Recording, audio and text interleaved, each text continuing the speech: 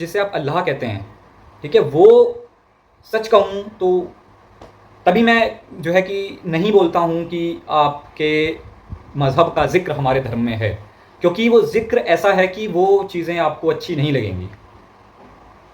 कि मैंने कहा भी है शायद पहले कि अगर आप अल्लाह को जान जाओगे ना कि यह कौन है, तो आप अल्लाह से मोहब्बत करना बंद कर दोगे, ठीक है। तो इसलिए मैं फिर नहीं बताता। मैंने कहा मेरा सोचना है कि भाई ये ईश्वर की ही इच्छा से हो रहा है, सारी लीला चल रही है ईश्वर की इच्छा से, मैं क्यों बीच में।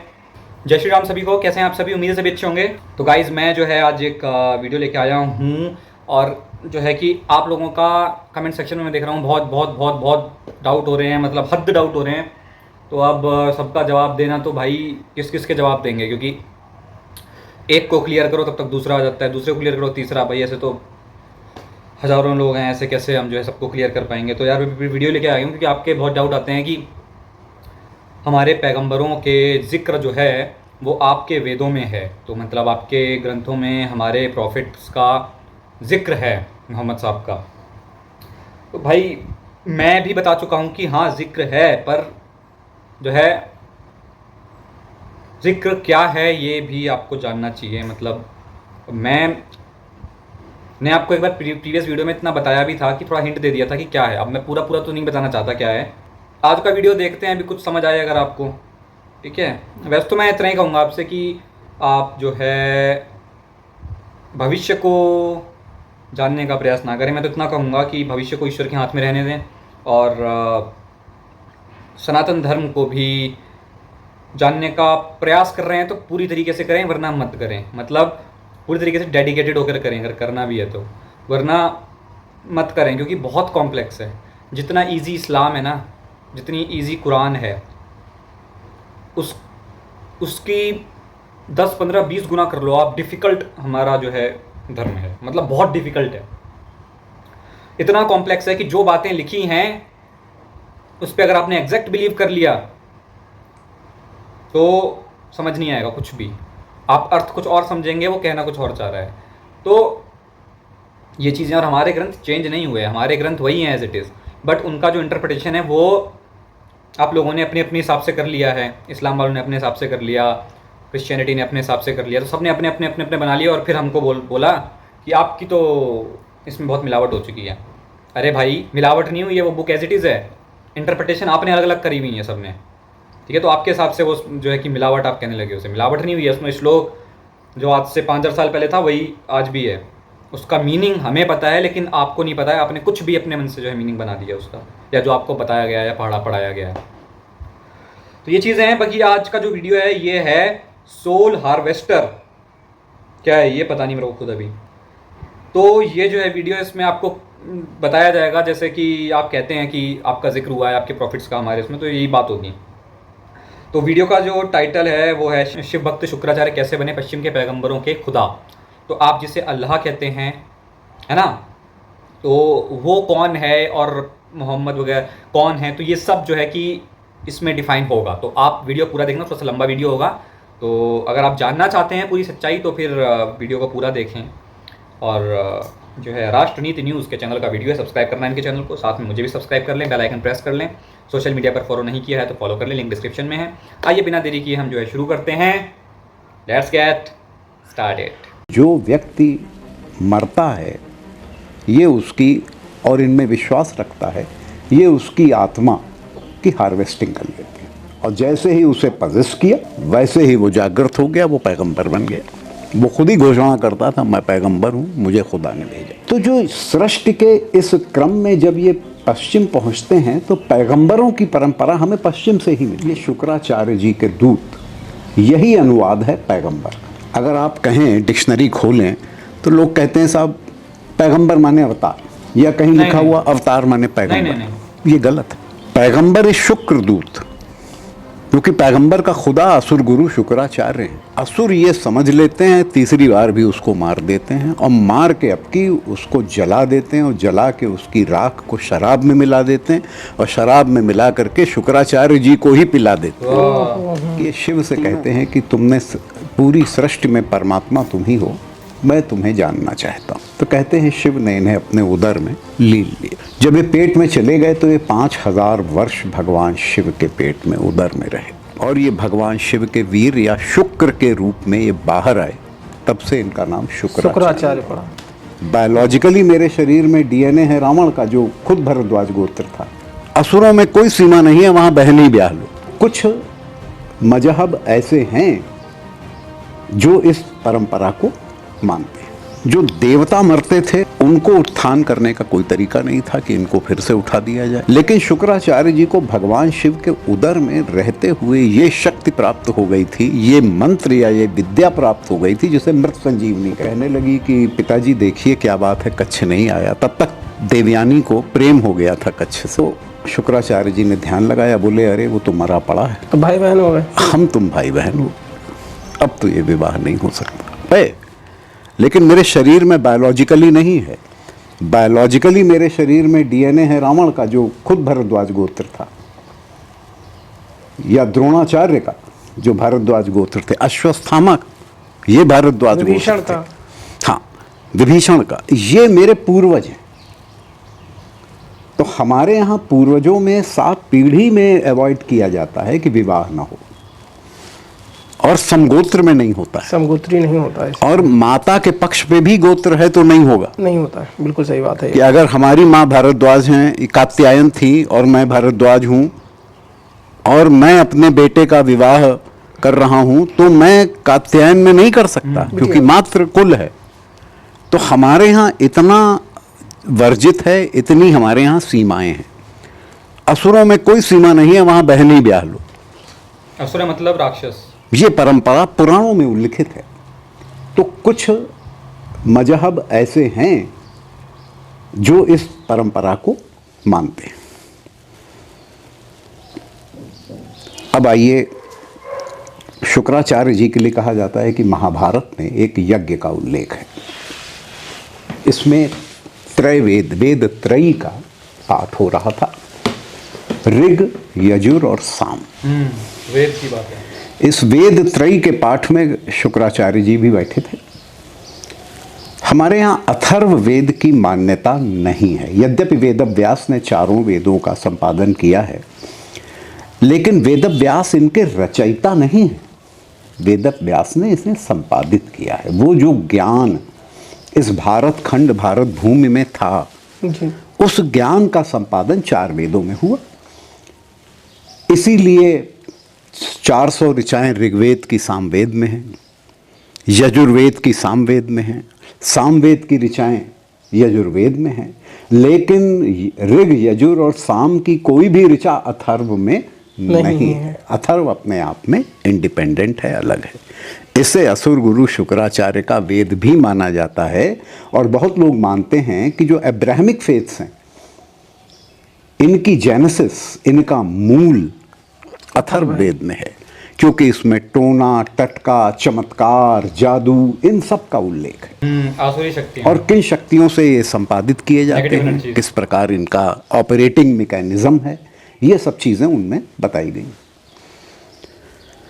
तो कहते हैं कि जब महाभारत के समय वो यज्ञ चल रहा था, इस यज्ञ का उल्लेख है वन पर्व में, सारे ऋषि बैठे थे और आहुतियाँ डाली जा रही थी। उसी समय शुक्राचार्य जी भी वहीं बैठे हुए थे।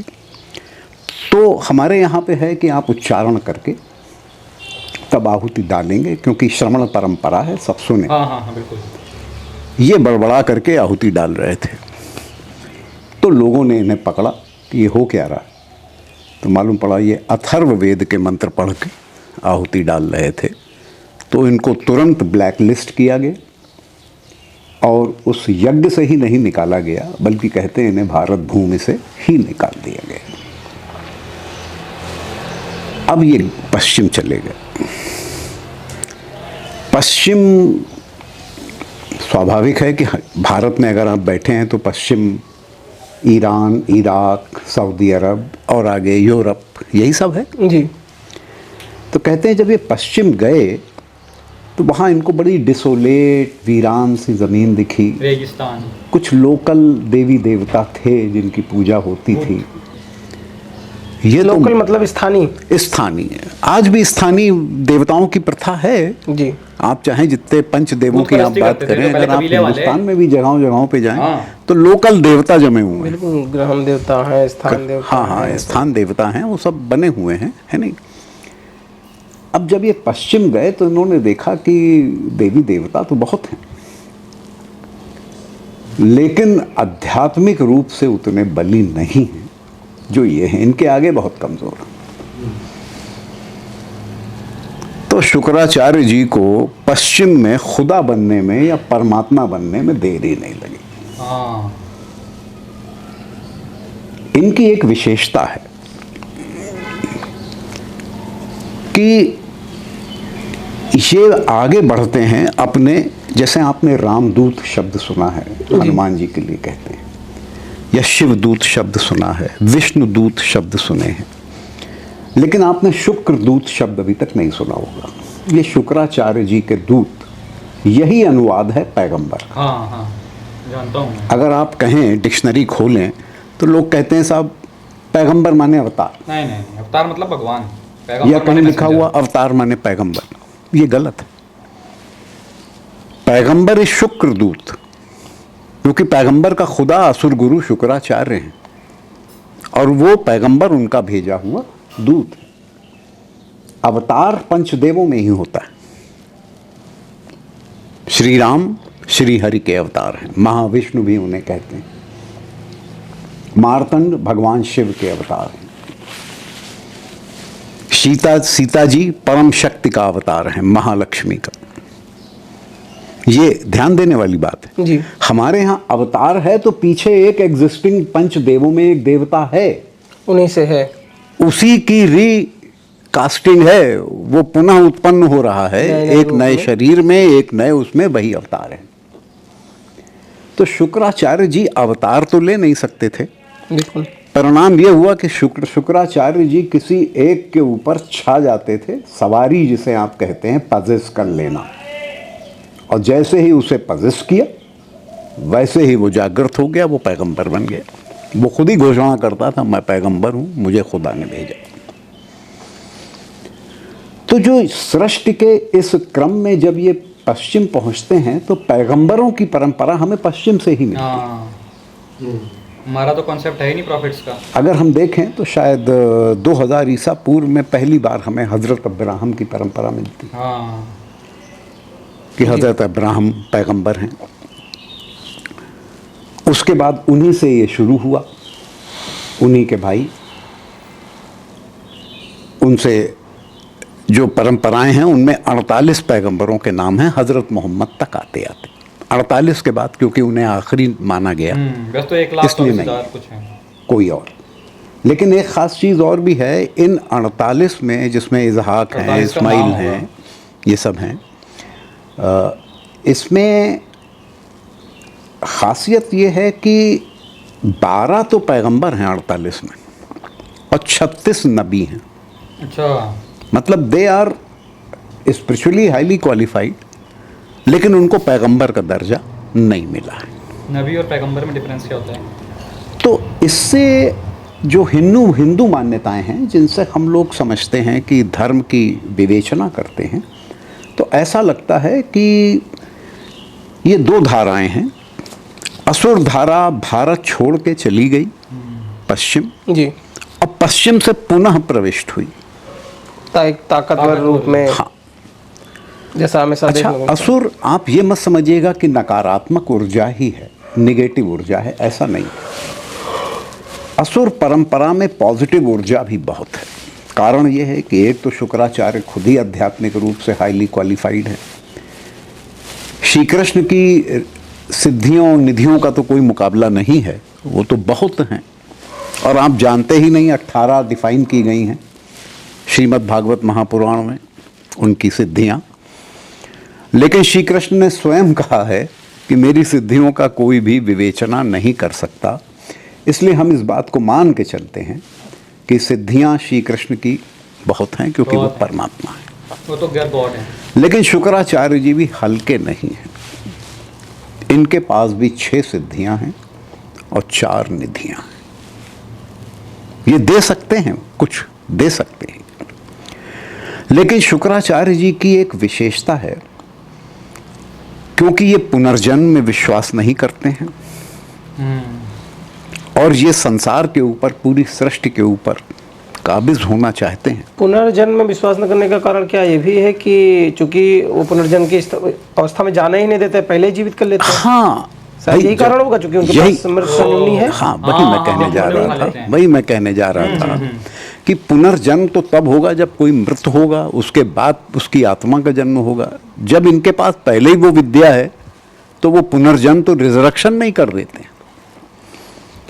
तो ऐसी स्टेज में असुर गुरु शुक्राचार्य की विशेषता ये है कि ये जो व्यक्ति मरता है, ये उसकी, और इनमें विश्वास रखता है, ये उसकी आत्मा की हार्वेस्टिंग कर लेते हैं। हार्वेस्टिंग शब्द ठीक वही होता है जैसे फसल उगाई जाती फसल है, की हार्वेस्टिंग, सींची जाती है, जब वो बड़ी हो जाती है, पक जाती है, तो उसको आप काट लेते हैं और काट के अपने घर में रख लेते हैं। वो किसान की होती है।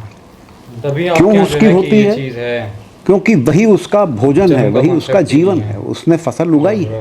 लास्ट जो है जन्म। शुक्राचार्य जी का भोजन तो नहीं मैं कहूँगा, क्योंकि भोजन तो खा के उद्रस्त किया जाता है, लेकिन शुक्राचार्य जी जिन आत्माओं की हार्वेस्टिंग करते हैं, उनकी आध्यात्मिक ऊर्जा भी वो हार्वेस्ट कर लेते हैं।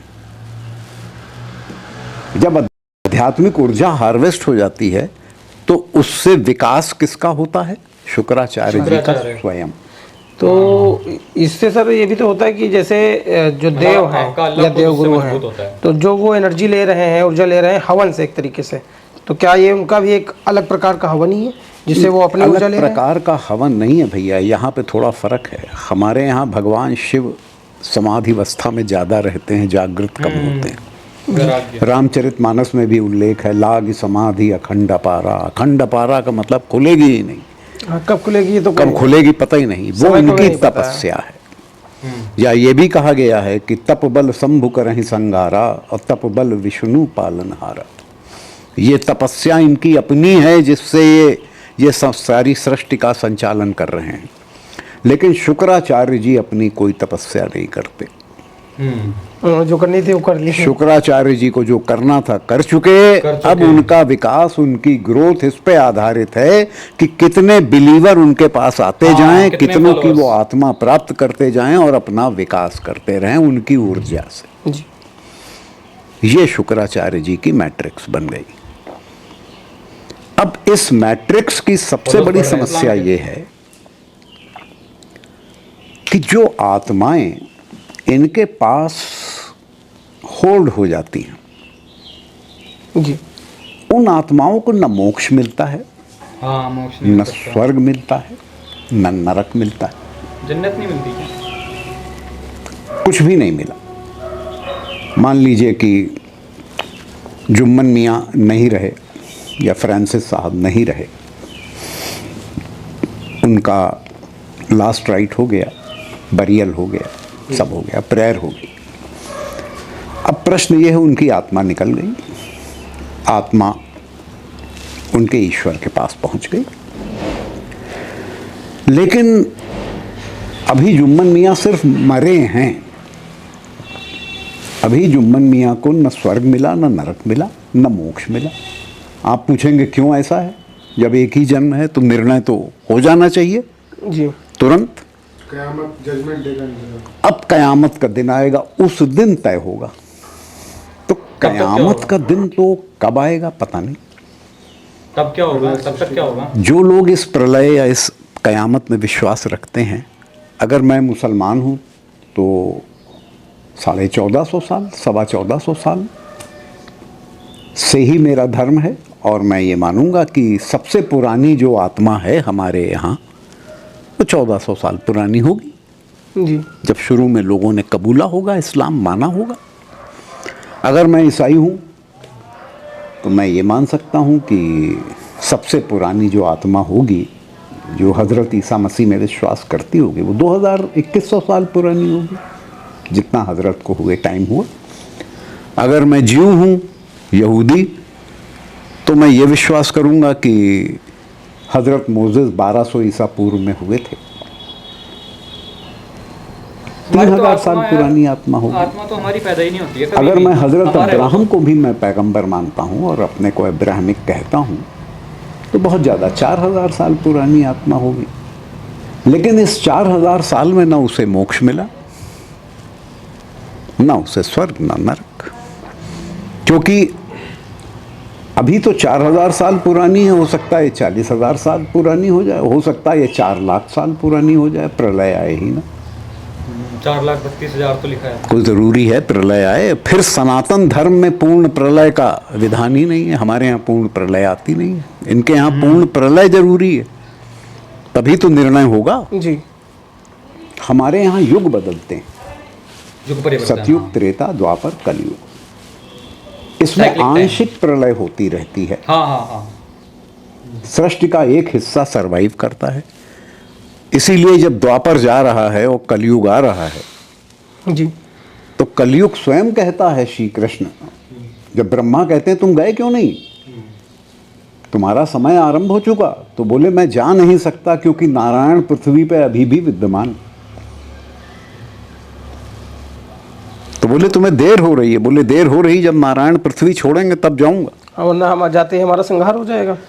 नहीं, मैं अपने गुण धर्म फलीभूति नहीं कर पाऊंगा अगर नारायण के समय पहुंच गया। तो मेरे गुण धर्म तब फलीभूत होंगे जब नारायण इस सृष्टि में शरीर अपना त्याग देंगे। ठीक वही समय है जब श्री कृष्ण के पैर में तीर लगता है, बहेलिया मारता है जी। और वो बहेलिए से कहते हैं कि ठीक है, मैं आखिरी उसमें आ चुका हूँ, मैं शरीर त्यागने जा रहा था, तुम निमित्त बन गए, लेकिन अब भाग के जाओ और यादवों से कहो कि वो द्वारिका खाली कर दें, क्योंकि मैंने समुद्र से उधार मांगी है। जैसे ही मैं शरीर त्यागूंगा समुद्र बढ़ेगा, द्वारिका को लील लेगा, द्वारिका समाप्त हो जाएगी।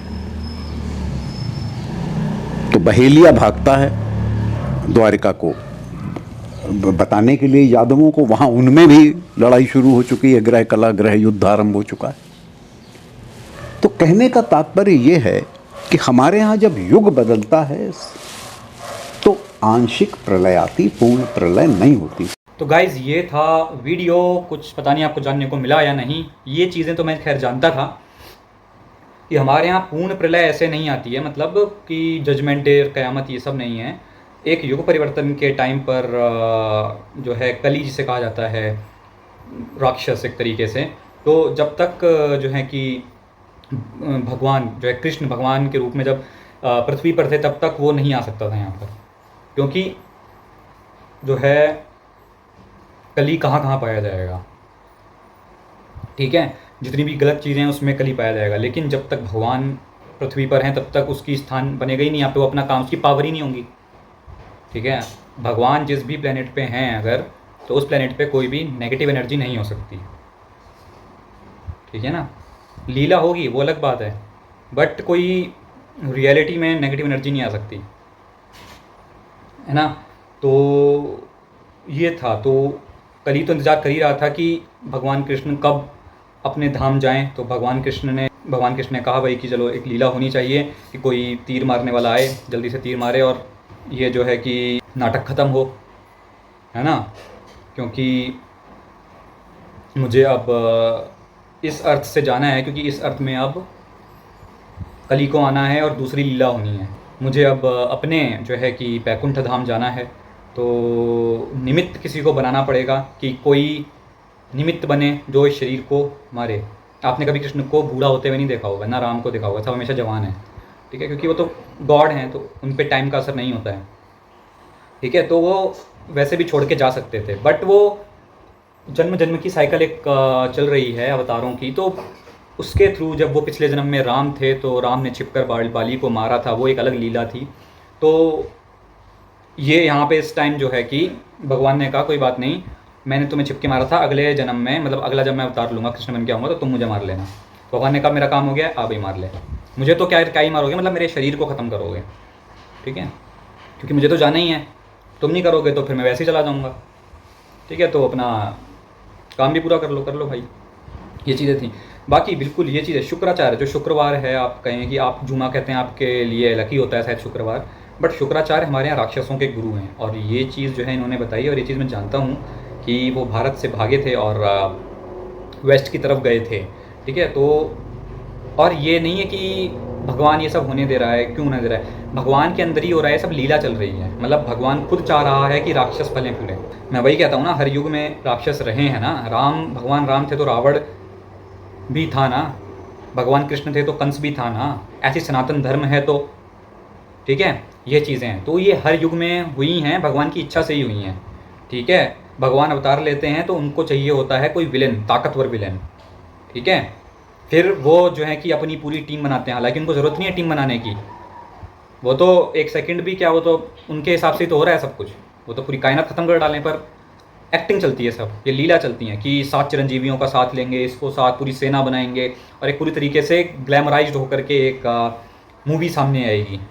त्रेता में वो रामायण के नाम पर सामने आती है, और वही द्वापर युग में भगवत गीता के नाम पर महाभारत की बैटल आती है सामने, और इस युग के अंत में वो कल की बैटल के रूप में सामने आएगी नेक्स्ट जनरेशन के लिए, ठीक है, नेक्स्ट जनरेशन के लिए।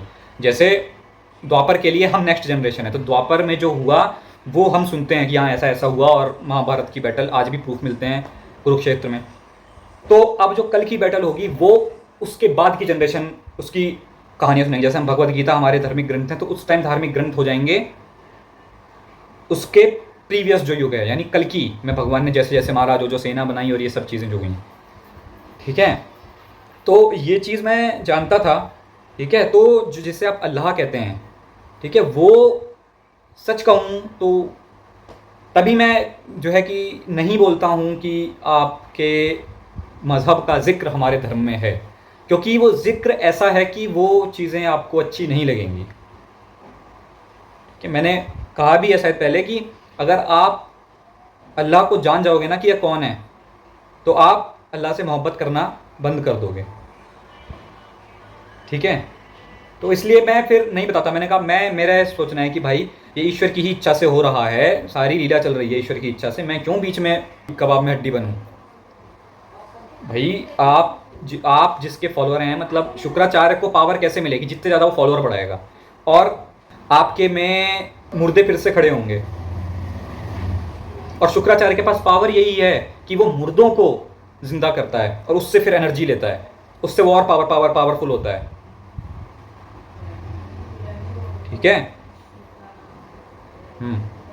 तो मैं वही कहना चाह रहा हूँ कि एक बार आप समझ गए कि अल्लाह कौन है, जिसे आप अपना सब कुछ कहते हैं, जिसका कोई शेप नहीं है, साइज़ नहीं है, जो आप कहते हैं ना, जिसका कोई इमेज नहीं है, उसे अगर आप जान गए एक बार, तो आप फिर कभी उसे गॉड तो दूर की बात है, आप नफरत करने लगेंगे, ठीक है। और मैं ये नहीं चाहता कि ऐसा हो, ठीक है, क्योंकि वो आपके आइडल रहे हैं, तो मैं नहीं चाहता कि वो फिर जो है कि ये सब चीज़ें हो। इसलिए मैं कभी भी उन श्लोकों को नहीं बताता हूँ आपको जिसमें फिर ये सब चीज़ें सामने आए, क्योंकि फिर ये ईश्वर की इच्छा के खिलाफ हो जाएगी चीज़ें, है ना। ईश्वर की इच्छा से ही शुक्राचार्य अपना मज़हब बढ़ा रहे हैं, ईश्वर की इच्छा से अंदर ही हो रहा है ये सारा कुछ, क्योंकि विलेंस बढ़ाने हैं उन्हें। विलेंस बढ़ेंगे तब एक तगड़ी क्लैश होगी, मतलब जो लीला है भगवान की, ठीक है ना। तो मैं अगर आपको ये सब चीज़ें बोलूँगा तो उससे फिर, ठीक है, तो क्या ही बोलूँ मैं, है ना। इसलिए मैं कहता हूँ कि आप अपने को ही फॉलो करें, आपका जो भी आपके बिलीव्स हैं आप उसको ही फॉलो करें। अब्राहमिक फेथ जो है वो शुक्राचार्य का ही जो है कि वहाँ से स्टार्ट हुआ है, जिसे आप अल्लाह कहते हैं या कोई और मज़हब वाले उसे मैक्सिमम जो पावर मानते हैं, ठीक है। तभी तो आपके यहाँ जो मैक्सिमम कॉन्सेप्ट है वो जन्नत, आप जन्नत चिल्लाते हैं, बस जन्नत मिलेगी, जन्नत जहन्नुम दोज़ख, उसके आगे पीछे का कुछ आपने बात ही नहीं करते। हमारे यहाँ तो बहुत आगे की बात है, जन्नत तो, स्वर्ग हमारे लिए तभी कुछ नहीं है स्वर्ग, क्योंकि हमारा कनेक्शन सीधे मेन गॉड से है। आपका कनेक्शन मैं बोलना तो नहीं चाहता, लेकिन असुरों के गुरु शुक्राचार्य से है, शुक्राचार्य ही आपके अल्लाह हैं। इट्स रियलिटी, और इट्स अ बिटर रियलिटी। मैं ये नहीं बोलना चाहता था, और लेकिन आपको बहुत डाउट हो रहे थे, आप कमेंट सेक्शन में बड़े परेशान हो रहे थे कि भाई आपके मज़हब में, आप मतलब मज़हब नहीं है हमारा धर्म है, आपके धर्म में हमारे मज़हब के बारे में बहुत लिखा है आप देखो। तो मैं ले आया फिर वीडियो, हाँ वेदों में लिखा है, पुराण में लिखा है, बट जो लिखा है ना उसे अगर आपने पढ़ लिया तो फिर आपको घिना जाएगी खुद से, इसलिए मैं जो है कि नहीं लाते वो चीज़, ठीक है। तो ये था वीडियो, बाकी अच्छा तो नहीं लगा होगा आपको, लेकिन अब ये है सच, ठीक है। तो मिलते हैं नेक्स्ट वीडियो में, तब तक के लिए जय श्री राम।